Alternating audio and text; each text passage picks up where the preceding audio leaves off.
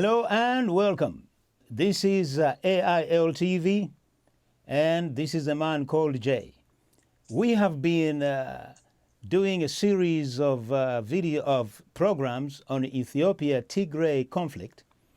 Many of you know that we actually bring in people with a wide knowledge of that region. And tonight, I am actually standing in for David Otto, who is the regular presenter on this program. So tonight, we are actually talking about the impact of the war on health and mental well-being in Ethiopia Tigray conflict. We are not going to talk about the war as such. We are not going to talk about who is killing who. That one we have already discussed it. And tonight, here in our virtual studio, of course, we have to exercise virtual distancing or social distancing, as we call it. I have got two guests here who are very, very, very knowledgeable. Let me start by introducing them. We have got Dr. Merid Gebru, and we have got Selam Kedan. She will actually tell you what she does because her title is a little bit complex. I don't want to get it wrong. So, Dr. Gebru, welcome to the program. Well, are you there? Thank you very much. Good. Thank you very much, JJ. And Selam, welcome to the program. Thank you, JJ. Do you want me to tell you my title now, or shall we save Yes, it? you can tell us what you do. It's not that complicated, actually. It's systemic psychotherapy, which is sometimes called family therapy. So, and what does that really entail? Can you just expand on that?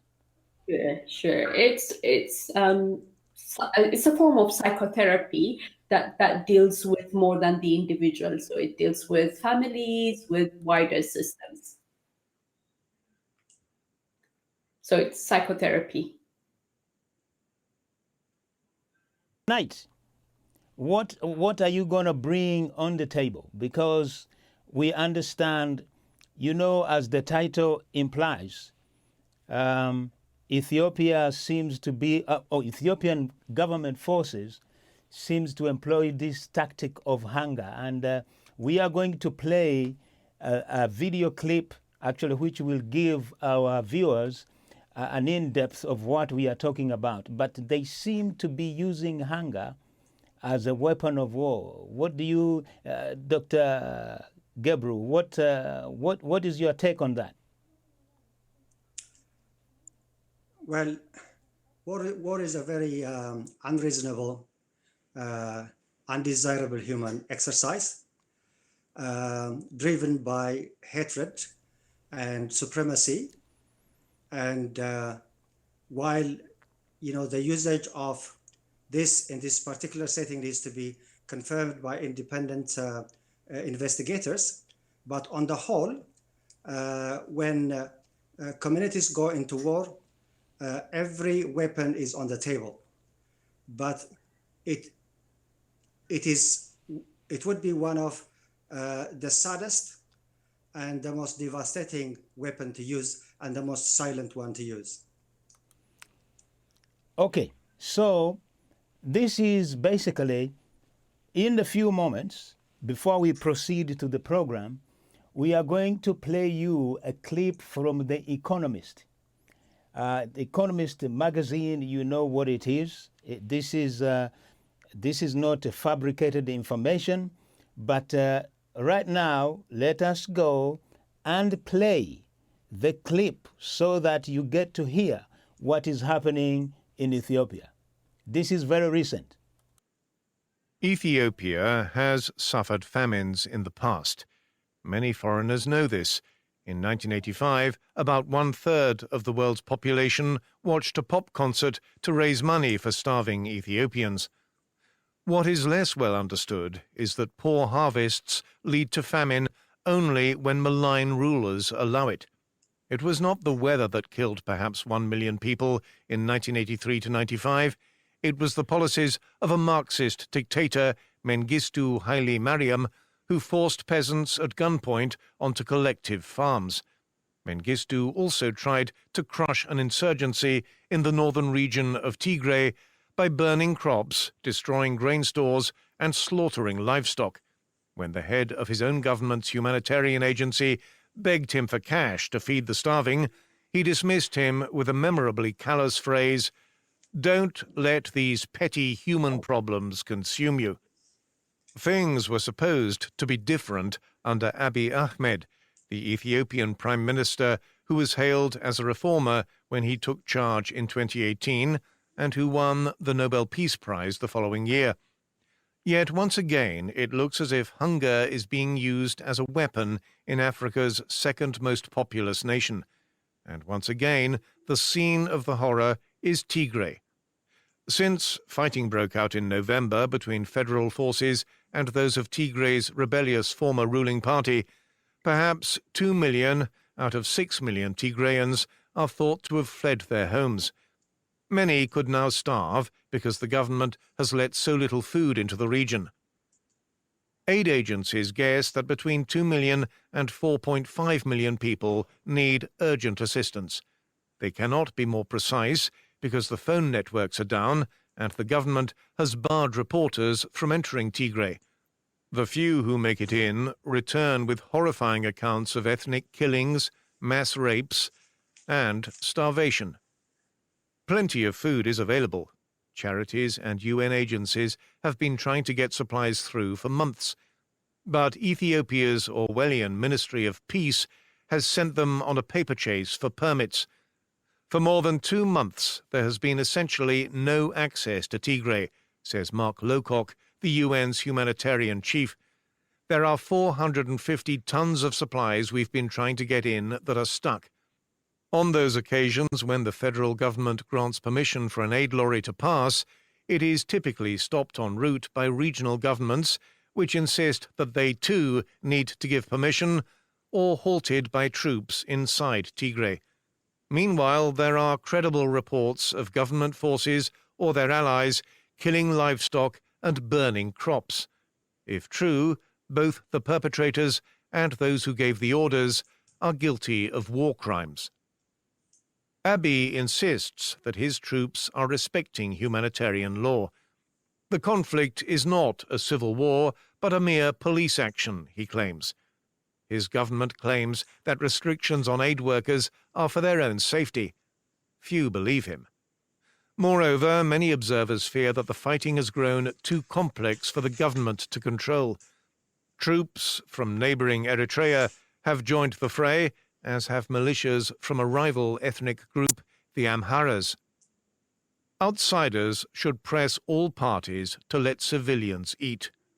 Josep Borrell, the EU's foreign policy chief, has suspended 88 million euros, that's $107 million of budget support, until aid agencies are given access to Tigray. This is a good first step. Others, such as America and Britain, should add financial pressure. Ethiopia is desperately short of foreign currency and depends on loans and grants from the IMF and World Bank. Until its government allows food into Tigray, donors should not give it another dollar.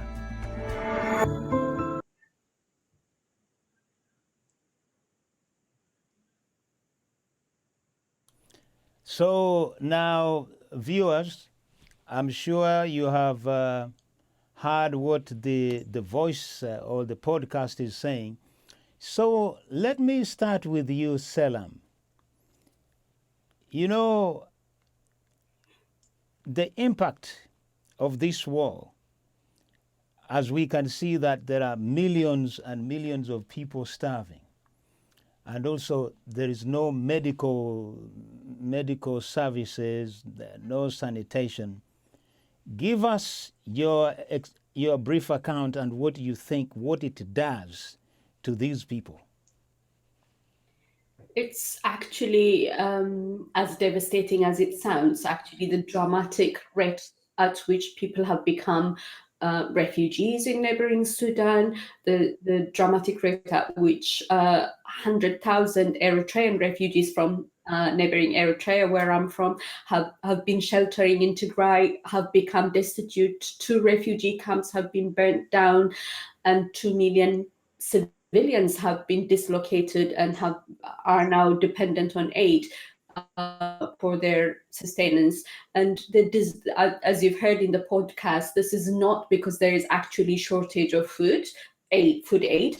This is because the government is actively barring this from reaching the people. And the idea, and this is by design, the idea is to make people submit to whatever the government intends to do. So it's purely a weapon. It's designed to shock people. It's designed to make people feel helpless, and it's designed to make people submit against their will. So the impact would be as devastating as we let it be, as the humanity outside that region. So the impact is severe. The purpose is to submission, total submission, and the effectiveness will depend on how much we let them get away with it. So the quicker we stop it, the more effectively we advocate against it. The effect will not be as much as they would like it to be. But if we let them off accountability, if we let this go on for longer than it has, it will result in the traumatization of millions. Perhaps in children being affected with developmental trauma, many people having post-traumatic stress disorder, systems collapsing, whole communities, and in fact whole society, the Tigrayan society being affected for a long time to come. Okay, so Dr. Gebru, Yes. do you have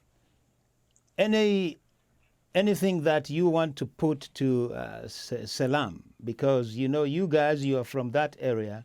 Maybe you should give us a brief account of what you actually know, and then maybe put a question, 1 or 2. Now you're going to do my job. So please, go ahead. Yeah. Well, thank you, JJ.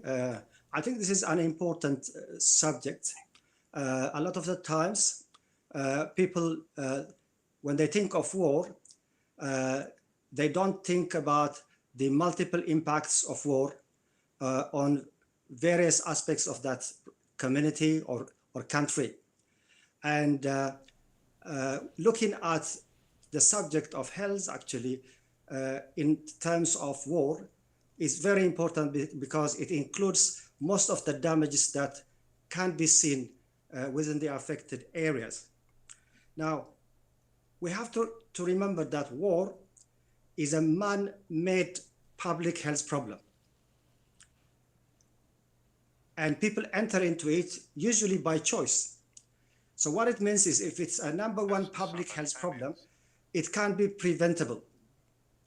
And one of the most damaging health problem causes should be let loose in the 21st century, and its impact affect people is really troublesome and really sad to witness.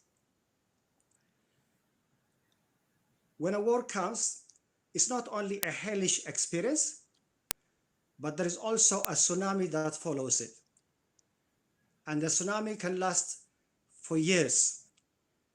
And the other problem with war is war never sorts a problem, but it only regenerates another war.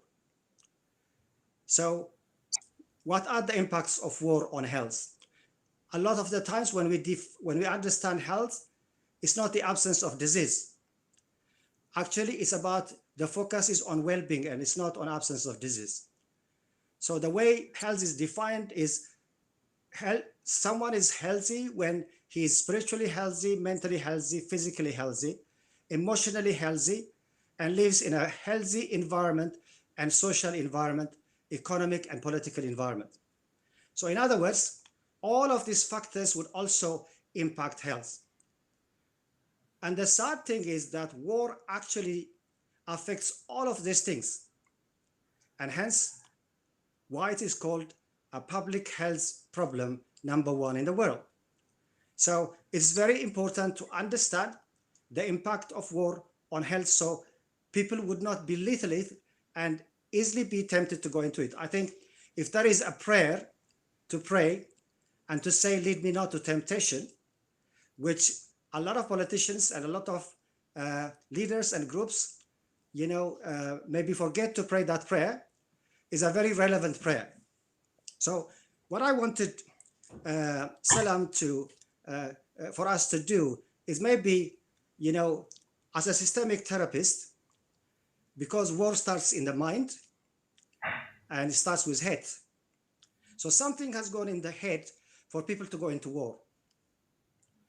And I just wanted for you to help us to understand the thought process and the change that go in the community, in the people that get affected. And then I will put my input on the other aspects of the physical side of the impacts of war. So let's start with rumors of war, and that's where everything starts. And you have in the community children, mothers, adolescents, and an entire community, and you hear about rumors of war.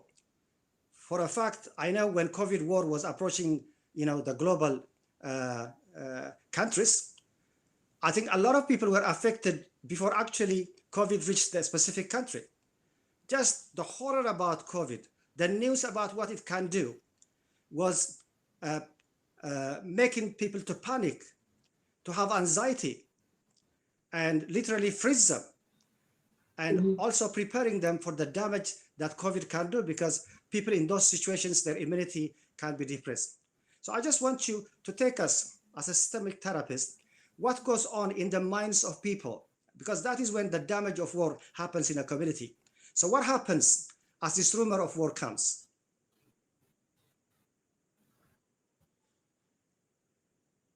Can you hear me, Salam? Selam, I think internet connection is frozen. Okay, Selam.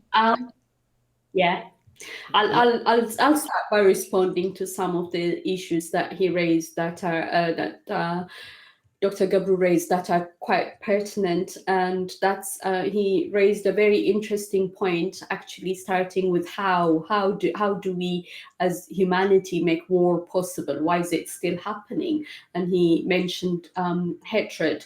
I also add to that demonization and dehumanization. So in order for war to be made possible, what leaders who want to, or those in power who want to use war to resolve quote unquote to resolve issues, is they start to dehumanize the other.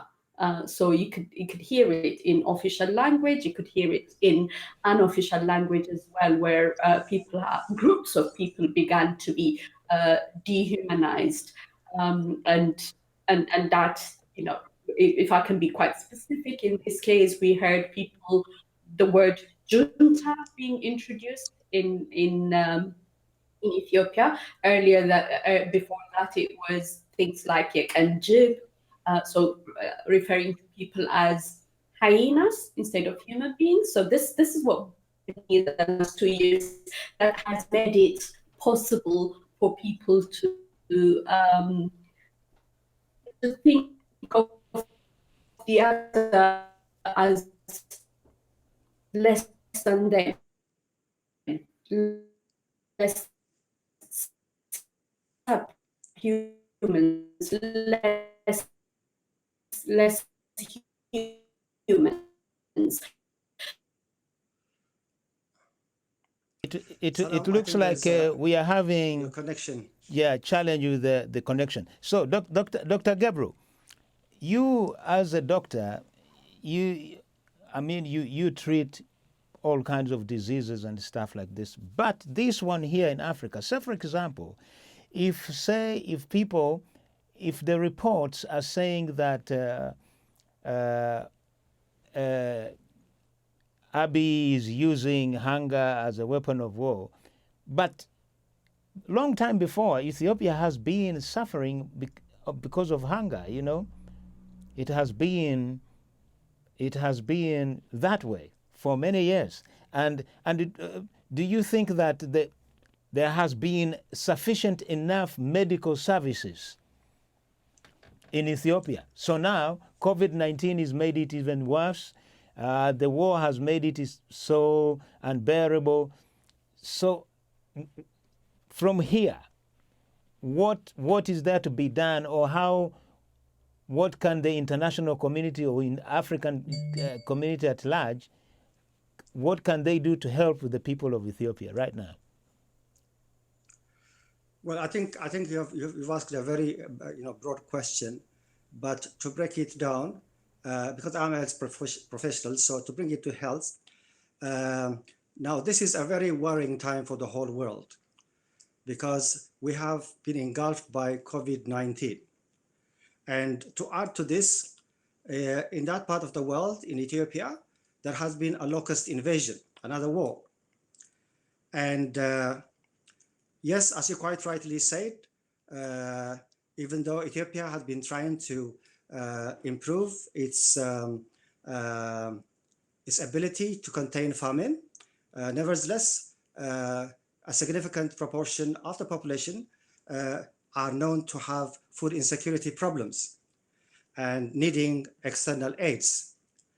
Now, when you add the factor of war into such a difficult situation, then obviously it would exaggerate the existing problem, because transport would not be there, the banks are closed, shops are closed, there is no work, daily activity is hampered, and people are displaced. And in that kind of situation, even the normally well-doing people would be struggling to get the necessary food on the table. So that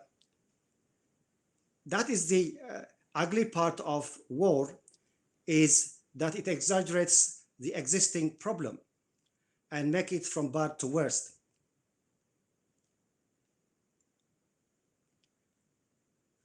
It is very interesting.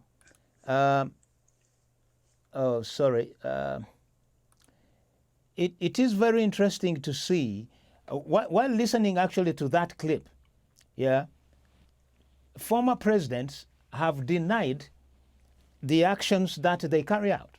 We have heard in the clip that the dictator Mengistu actually dismissed everything that was going on. He even told the international community, said, no, don't worry about these are just very simple people. Things will be okay. Now here we have got Abiy saying this is a mere police action.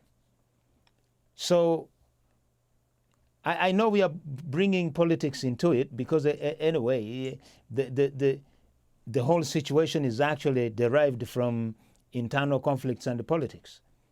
So from here now, if you were to advise people, what would you say? Well, as a health professional, I think my immediate reaction is that war is not the way forward in any conflict. As human beings, in our brain, there are two parts. There is the emotional brain, and then there is the human brain. And it's up to us to choose which part of the brain we want to develop and which part of the brain we want to use. And mind you, war is not only on a bigger scale, but it can also be among family members, a husband and a wife, between siblings, and resorting to power and trying to subjugate the other person by force will not be a permanent solution. There are better ways of conflict handling.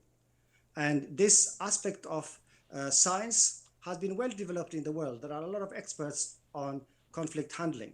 I mean, conflict is inevitable in human experience, but it could be used as a stepping stone to better relationship and to understanding each other better. Now, the real problem with war is it erodes the need for inclusiveness and tolerance.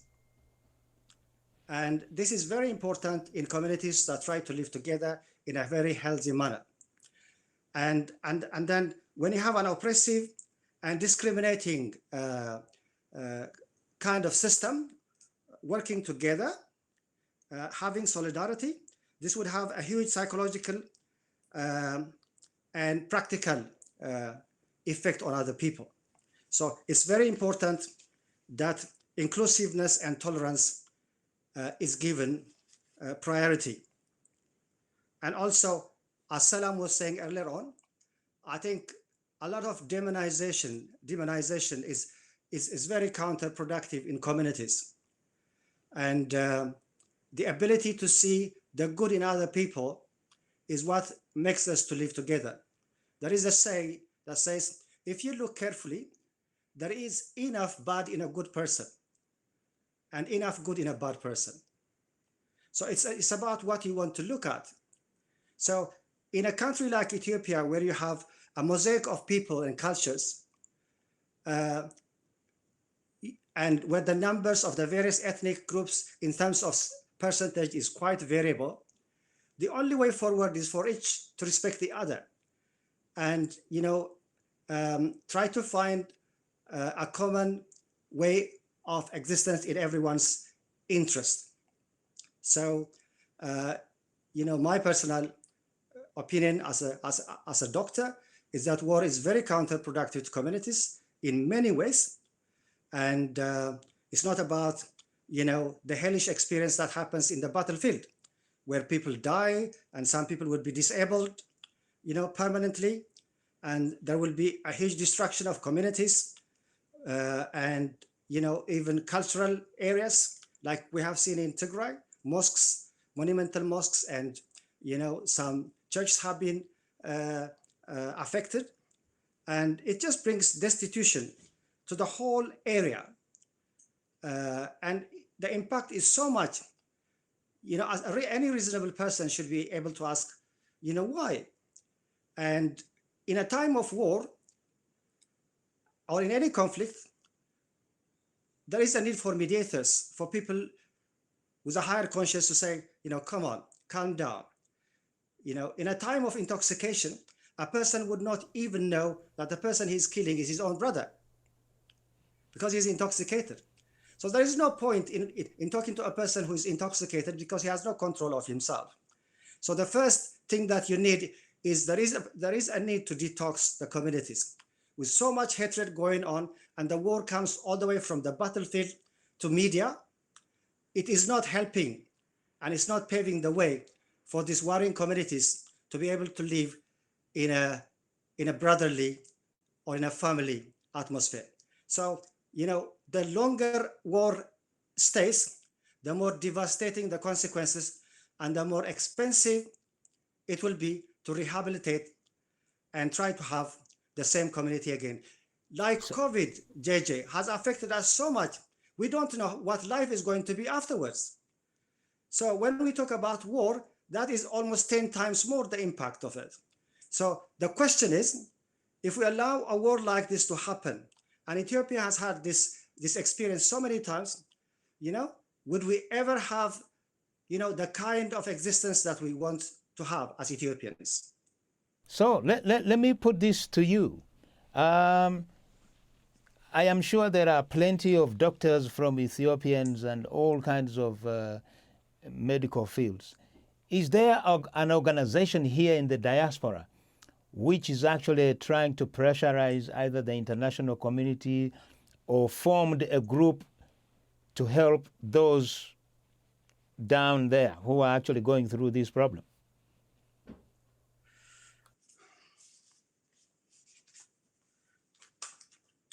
I think a lot of the times, as you know, in politics, the majority of people are very silent. And they have a hope that all will be well. But the reality is all will not be well unless all are willing to bring about a change. And yes, there are quite a few actively engaged groups, both in UK and other places, but the silent majority needs to have a venue to speak up.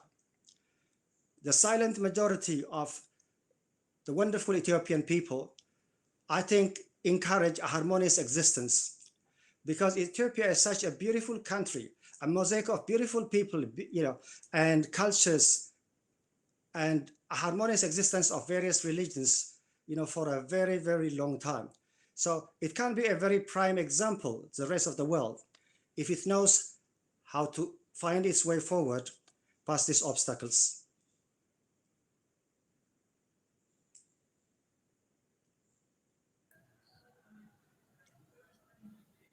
Back. So, Salam?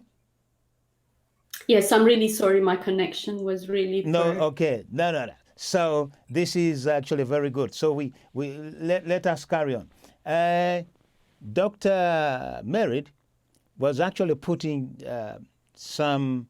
He wanted you to elaborate more of what exactly the process of.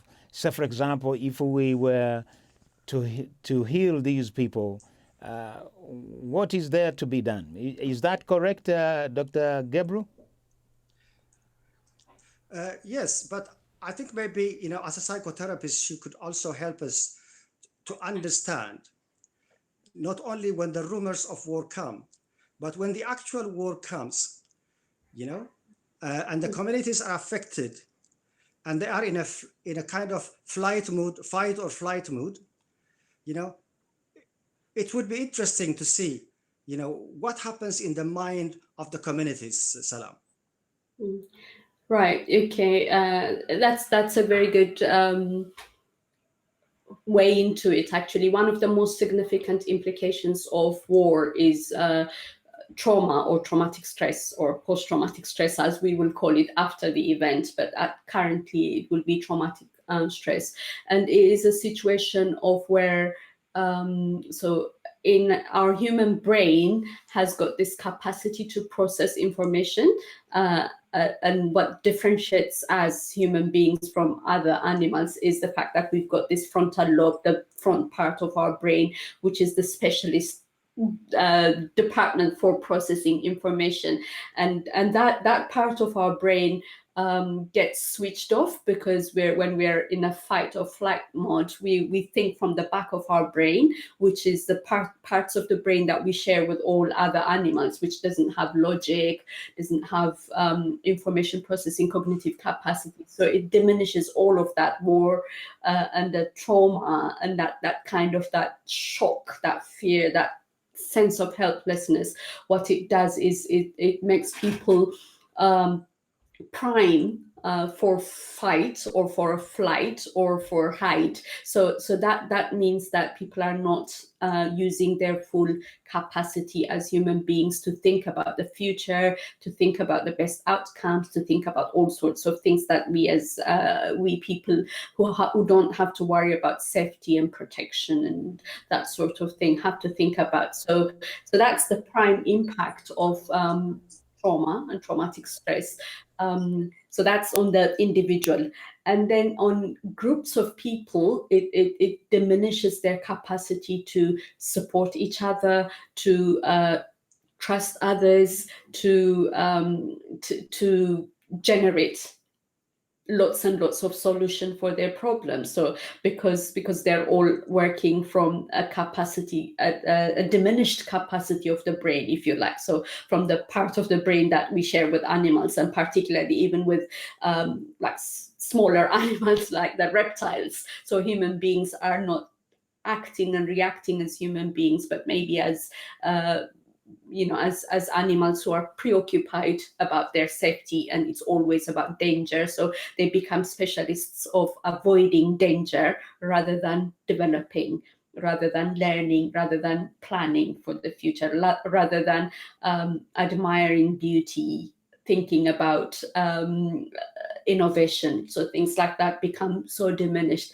And in communities as well, similar things happen where communities will be preoccupied about survival, preoccupied about today, here, now, finding somewhere to hide, finding something to eat. So that is the tragedy of war for me. That is the tragedy of what we are doing what we are doing to each other, and that is the tragedy of Africa, if you like. That's what we've been doing to each other for so long, and these are the things that we need to notice. These are the things that we need to reverse. We need to allow children to have a place of safety. We need to assure them that they're safe and secure, because their sense of security, their sense of reliance on the adults who are supposed to protect them, that is what is being violated.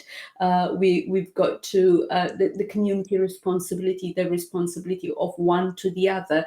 That's what we need to restore. We need to restore the reliance of people on their system, on their societal system, on the system that is meant to protect them, on the government, on the local administration, on the courts, on so on and so forth. So all of these systems that are meant to protect them, this is what we are undoing. This is the fabric of society that is getting damaged. So these are the processes of war, and this will be the processes of healing. This is this is the challenge that we will be faced with for many months and maybe even years to come. The kind of trauma that can be caused by something like this could have impacts going for, including affecting the next generation, because a generation of people that is raised by people whose trust in others has been damaged, people who know not to rely on state mechanisms and things like that. So this is the challenge, and trauma is very treatable. It can be treated via psychotherapy. It can also be treated through psychiatry as well, but it needs systems to make sure that it does happen. Collective trauma affects collective systems, the way we live with each other, social capital, and so it needs conscious rethinking. So this is going to be the challenge for Ethiopians, for Tigrayans, for Eritreans, for the whole of Africa, I would say. So, Dr. Gebru, just a minute. I just want to. Something went wrong here.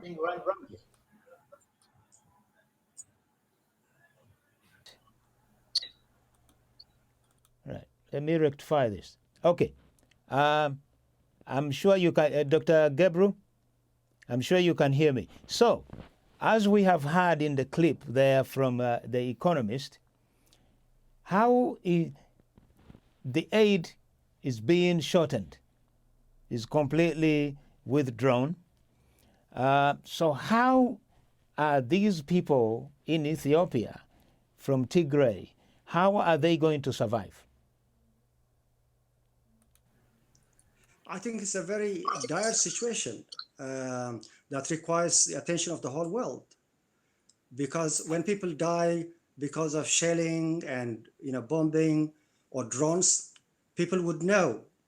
The effects would be quite quickly assessed. And if there was an independent observers or journalists in the area, all these wartime casualties would be clearly known. But the problem with famine and shortage of food in war times is that it's very difficult to know how many people get affected. And it's a way of silent days as well, because you could find people sleeping and not being able to wake up the next morning. How long can you survive without food? Not long. And especially when you have children. Children in their developmental ages require a lot of energy to develop. So if you starve them from getting the necessary energy, you are starving their development. You're hampering their development. So it's not only a short-time effect, but it has a tremendously long-term effect. So, what if you don't have an access, even if aid is in the ground, on the ground, if it's not reaching the people, it means nothing. So if this aid is supposed to reach the people and make a difference, the access has to be unhindered. I think it's just a basic humanitarian need that needs to be respected. You know, the international humanitarian law actually states the red line, crossing the red line is causing an unnecessary damage to civilian population. And when aid is available and there is a lot of countries that want to help, then I think the communities that are in need should have an immediate unhindered access. Otherwise, they would have a silent death. No guns heard, no shells done, but people would be dying in masses. I think this should awaken the conscience of every person. And this kind of condition should not be allowed in the 21st century. And this is where, you know, the silent majority needs to speak up. I cannot understand in a situation like this in a wider community, some will rejoice while others are hurting. And if a family is going to come together, you know, people have to think of the after-war life. Otherwise, it will complicate and make things very messy. And as Salam was saying, you know, if not now, in the future generation would be shaped into thinking of retribution. I mean, Ethiopia and Eritrea have both gone to war where there were casualties of over 300,000 estimated to have died on both sides. But the civilian damage is usually double that number. So you can imagine, JJ, the damage that's happening to the civilian population, the unconsented people in the war cannot be left in darkness. So the food shortage is extremely important. And even if you give children some biscuits, that's not going to help because children need both protein and carbohydrate. Because if you give children only biscuits and no protein, they will have a certain kind of malnutrition called kwashiorkor. And when children are in that condition and they get a simple flu, let alone a COVID, they would just die like flies. So in a time of COVID, to have an unnecessary war that would also deprive people of the basic necessity of food, I think that is something that cannot be condoned. And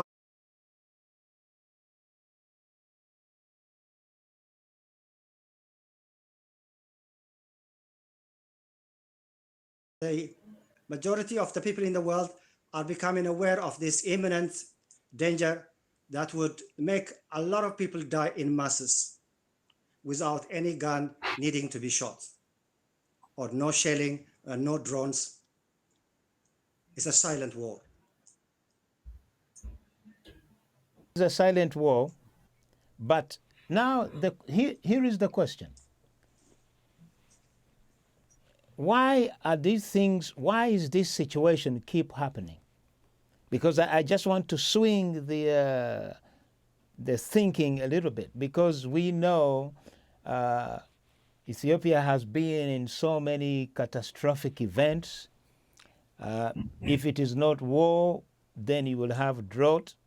If it is not drought, you have got war. And also now, there is another war coming, the Sudan and Ethiopia. That one could happen anytime. So you can imagine the people who have run away from Tigray, they're in Sudan in the camps. So when the war breaks out in Sudan, what is going to happen? So my question is here, is there any way that either the people from the diaspora together with the Africans can get together and make a BEC sense? Because this is all necessary. Why is it that the Tigrayans and the rest of the government forces, why can't they actually put these things aside and say, well, look, we want to end this suffering? This is Selam. Do you think that there is a solution in this? Of course, there is a solution, but it's not the solution that is not there. It's the will to make that happen. And one of the reasons why it keeps happening is the fact that if you go back, it's interesting that even when you started this program, you started by recapping, or the clip that we heard started with recapping from the war, the famine of the 1980s, and in fact it could even go back to the famine of the 1970s that led to the deposition of the Emperor Haile Selassie, and then the same thing happened in 1984, and then the same thing keeps happening. The reason why we don't seem to, we seem to be revisiting the same point in that part of the world is never have people sat down to learn, to understand, to have a peace and reconciliation situation whereby people learn, and those things that need to be laid to rest, being laid to rest, those things that we need to learn from, learning from. In fact, this immediate war that we've got in Tigray, that is also involving Eritrea, that inevitably will involve the rest of the region in due course, is actually being led, engineered, I could say, by the president of Eritrea, President Isaias Afwerki, who's responsible for crimes against humanity as found by a UN Human Rights Commission not that long ago in 2016. But nobody could bring him to face the consequences of that, and everything was brushed under the carpet. And in fact, in 2018, when the declaration of peace was made with Ethiopia and Eritrea, all the mechanisms for holding him accountable for what he's been doing were put aside. There was a sanction against him. There was a Human Rights Council monitoring. There was a stringent UN Security Council monitoring scheme. All of that was put aside, and we didn't learn the lessons from what he put his own people to. And in due course, with enough time, with enough of the mechanisms holding him accountable laxing, he was able to do this in Ethiopia. And it's about revenge. It's about power. It's about lack of accountability. It's about tyranny, and the people suffer. And so the reason why it keeps happening is because as peoples of that region, we've never demanded accountability. We've always, most of us have always cheered if our side wins, and lament if our side loses, instead of saying the future, our well-being, the welfare of the region depends on the fact that we learn to live cohesively together, and we need to make that happen. And we cannot be reactive to every war. We need to go back and sort out all of the difficulties that have happened that we've never sat down to sort out. It's often said that the conflicts in that region are conflicts between brothers, and they are. There are conflicts between brothers, and we need to learn how do brothers sort out their difficulties? How do we do it? How does our these ancient cultures, how did they sort out differences? How does our tradition, how does our culture, how does our religion work when it works the way it's supposed to work? But when it doesn't work for maintaining the status quo of unhinged power or unaccountable power, then they never adhere to that sensibility. You know what? what I'm going to do, I'm going to play this clip again, so that for those who have joined us, I would like just also to give them a chance actually to hear what has been said in that podcast, because many people might think that we are either talking about things that we are not aware of, we are not fabricating this information, or maybe we can actually even find more information in the clip. Should we play that again? Good. Ethiopia has suffered famines in the past. Many foreigners know this. In 1985, about 1/3 of the world's population watched a pop concert to raise money for starving Ethiopians. What is less well understood is that poor harvests lead to famine only when malign rulers allow it. It was not the weather that killed perhaps 1 million people in 1983 to 95. It was the policies of a Marxist dictator, Mengistu Haile Mariam, who forced peasants at gunpoint onto collective farms. Mengistu also tried to crush an insurgency in the northern region of Tigray by burning crops, destroying grain stores, and slaughtering livestock. When the head of his own government's humanitarian agency begged him for cash to feed the starving, he dismissed him with a memorably callous phrase, "Don't let these petty human problems consume you."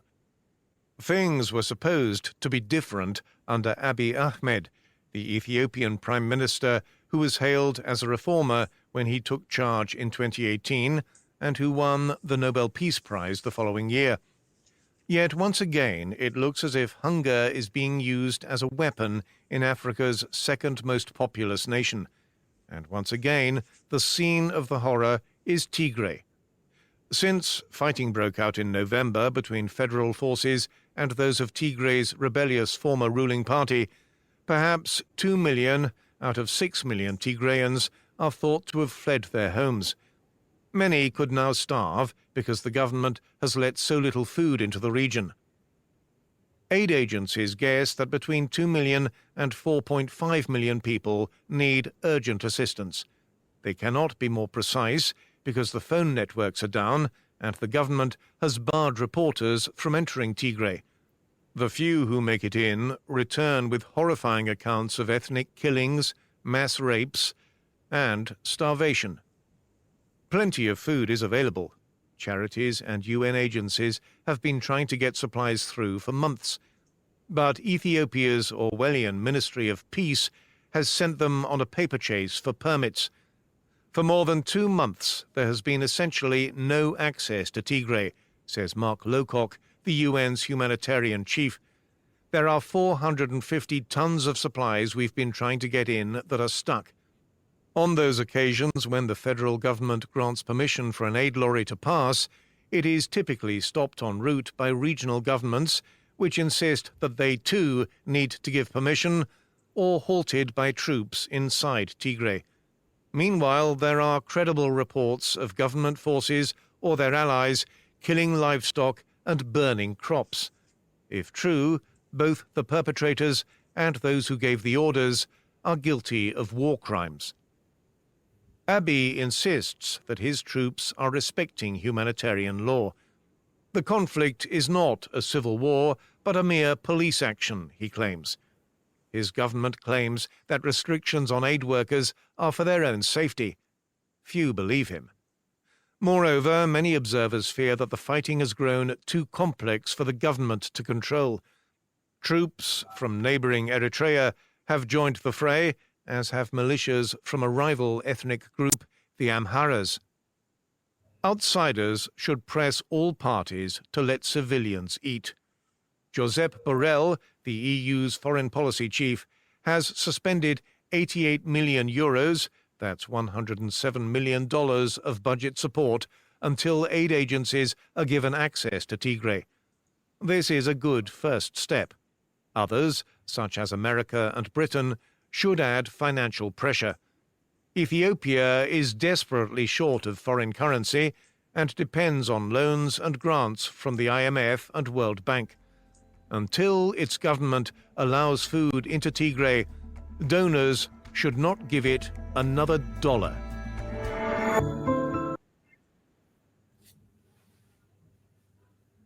Now, as you've heard, having a little bit to repeat back here. Now, one thing that I have actually picked up is this. The current president of Ethiopia is a Nobel Prize winner. And yet, he cannot actually see what is actually happening with his own people. How do you guys, how do Ethiopians really take it?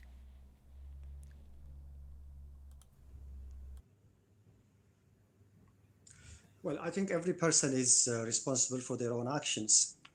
And they have to be answerable and accountable.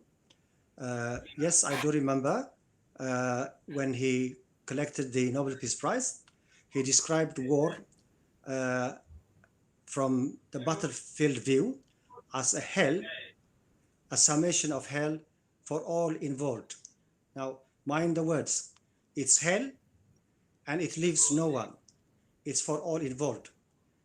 And as a doctor, I also see that it's not only hell for all those involved in the battlefield, but it actually affects the civilian population at large and has devastating effect. And there is a tsunami of impact that follows any war.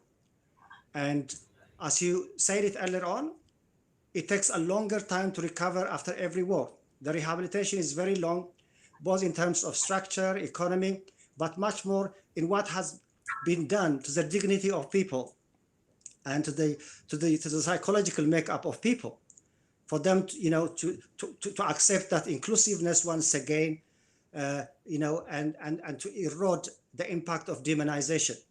So it is a very long rehabilitation. But what makes that Horn of Africa very sad is, it doesn't seem like we learn from past experience. Only a fool would try a trial poison, a lethal poison. But it has been tried. There is no logic to try a tried lethal poison.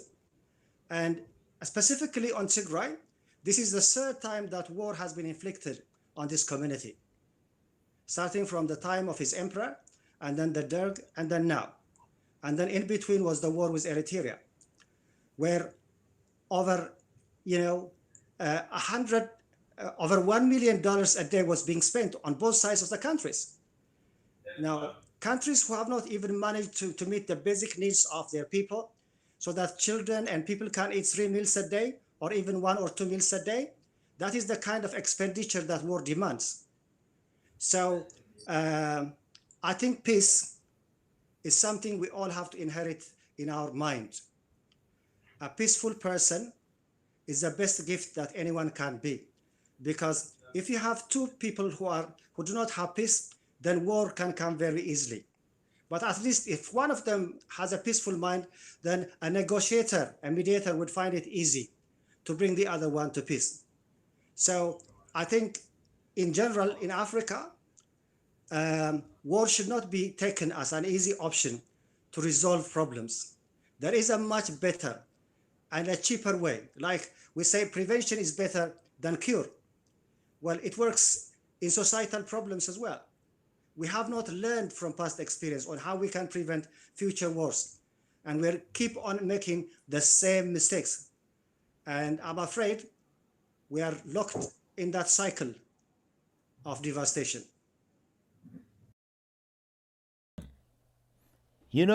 I just want to, we're going to be rounding up now. Do you see any way of a solution in this? Because we know, as I understand it, the conflict that is going on now in Tigray and the forces, it is partly historical. And as Doctor has put it, that Ethiopia is not learning from past experience. So, but it's not only actually Ethiopia. It is the whole of Africa. I said it last time that don't be fooled. When you don't hear other countries, you know, in the news and stuff like that, these are completely suppressed. There is no democracy in the entire continent of Africa. We are, some of it, some countries have accepted that, okay, well, you know what, we are practicing democracy, we hear this word. So, Selam, what do you think the solution should be in terms of now helping these people who have been impacted, in terms of health, the mental and well-being of these people? What, say for example, us in the people in the diaspora, what can we do actually to give a hand to these people? It's a very good question. I like the questions about the diaspora and what we can do, because there's a lot we can do. The first and foremost is the advocacy that we can do. We can knock every door. We can talk to anybody that would listen to us. We all are fortunate enough to live in countries where we are represented by politicians that need to take us seriously. So we need to talk to our MPs. We need to advocate for the voiceless in Tigray, in Eritrea, in the rest of Africa. We need to advocate for that. We should never find ourselves in a position of supporting atrocities against anybody just because it works for us. We should stop treating Africa as our hotel destination, as a holiday resort where we go and if it's okay for us, then it must be okay. We shouldn't put up with that. We should demand that people are treated well. We should live up to the standards we expect for ourselves. We should demand that for our compatriots. So we should do that. So these are the two things that the diaspora can do almost immediately. But in the longer term, we should teach our children and their children and our children back home as well, that they should demand better, they should expect better. We should not just teach them to die for their country, but we should teach them to live for their country as well, that they should be innovators of how to live with each other, not how to compete against each other and kill the others off. There will never be enough of anything if we want it all, but there will be enough of everything if we want to share it. So we should teach our children to demand better. We should look at our education, and we should look at what education, the history that our children are being taught. We should look at our music. We should review the way we look at the world. Heroism should not be ascribed to people. Like, I really do think that Abiy Ahmed has become a zero, where he was a hero not that long ago. He's become a zero, and we should never be afraid to say that. Somebody who actually goes out and wage war against his own people should never be called a hero. So we should challenge that way of thinking. Our music, our literature, our education curriculum, all of that should be reviewed. All of that should be taken to task. Civilization is measured by how well we treat each other, and so we need to institute that in our education system, in our arts, in our culture. We should also look at our religious institutions that are meant to be the conscience of the people. We should encourage people to, regardless of faith group or denomination or whatever, that they should teach people to have a much higher moral standard, not to fall with whoever is in power, but to have a higher moral standard. And finally, we should liberate our media. The media is the mouthpiece of the people, should serve the people, should serve communities, not power. So if we manage from the diaspora to contribute to the improvement in those realms, I think we would have done our future generation a big favor. Dr. Merid, just one minute. I just want to say this to you. So you guys as medical practitioners and in every field, I must say. Is there an organization right now in the diaspora which can actually come together and with ideas and say, well, look, we are doctors, we are not politicians, we are not about war, we are not interested in who is killing who, we want to go and help.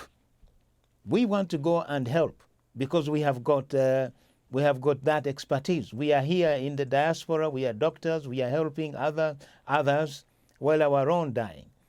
Is there an organization that is in plan or planned to be? Well, obviously, there are, institutions that like to act like bridges in the community, and I think we need more of them. Unfortunately, like we are in a war, the war has invaded communities, both inland and abroad. And that's the tragic situation, as Salam was saying.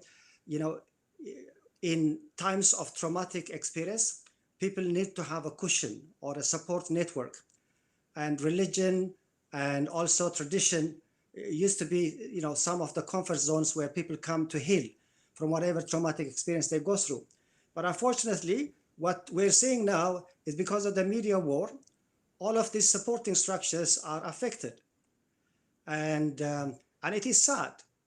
And there is no cohesive environment at the moment. And that is the kind of environment that I think we all have to work, because if we all are going to have a harmonious existence, there needs to be a need for a lot of bridge makers. And talking about what you said earlier on as well, I think there is a big need in Africa. The Financial Times had an article on December 23 that says democracy in Africa is in retreat. And if there is no democracy, if the political system has gone wrong, to me, as a health professional, I cannot sit back because the politics would affect the health of the people.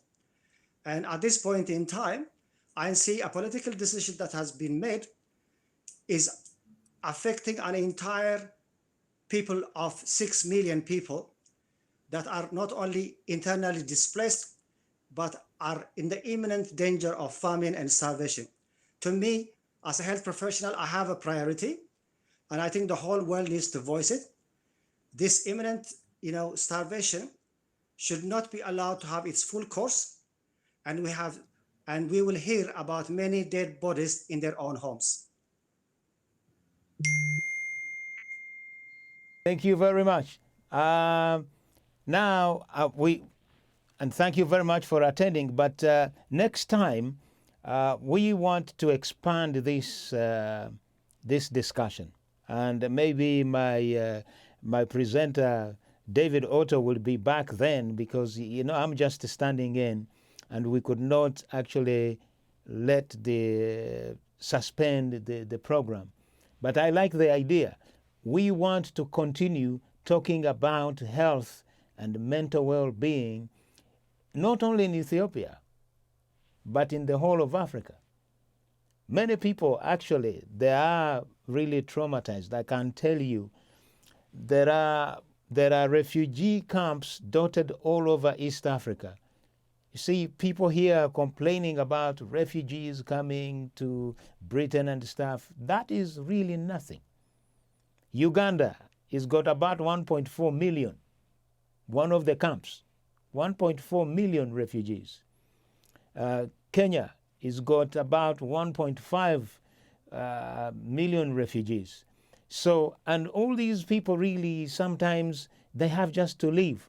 Maybe if, as you guys now, if you can just put an organization which can actually go and mentor these people, and or work with organizations which are already stationed in Africa, but bring a different angle to it, so that we can actually see how we can actually move on. I would have liked to play you a clip from President Kagame, but that will be next time, because it is very, very, very interesting. So, Dr. Gebru and Selam Kedan, thank you very much. And I am very happy, probably maybe in the next week or two, we need now to have more people on the panel. We need now to fuse the political side of it. Because I know you guys, you are restricted to talk about health and mental well-being, which is okay. We digressed a little bit. We talked about a bit of politics, but which is good. So, and for that, I thank you very much. Let me speak to the viewers a little bit. And then until next time, I will see you again. Thank you, JJ. Right. Okay. Guys, thank you very much for watching. That was Dr. Gebru and Selam Kedan. They are health professionals. They have told us what they think that needs to be done. But as always, I am very happy to be doing this program because we as Africans, we really need each other. As I said, as I was talking to them earlier, that Africa is dotted with refugee camps. People are suffering. So there are those who have been traumatized for many years. But as always, thank you very much for watching AIL TV. And next week, David Otto will be back in his seat. He's in Nigeria. He's either between Nigeria and Ghana. He's doing some work there. He's doing some training. So until then, I will see you next week, or we will see you next week. Keep watching AIL TV. We are here. We are the Diaspora Channel. We are here to bring you news and entertainment.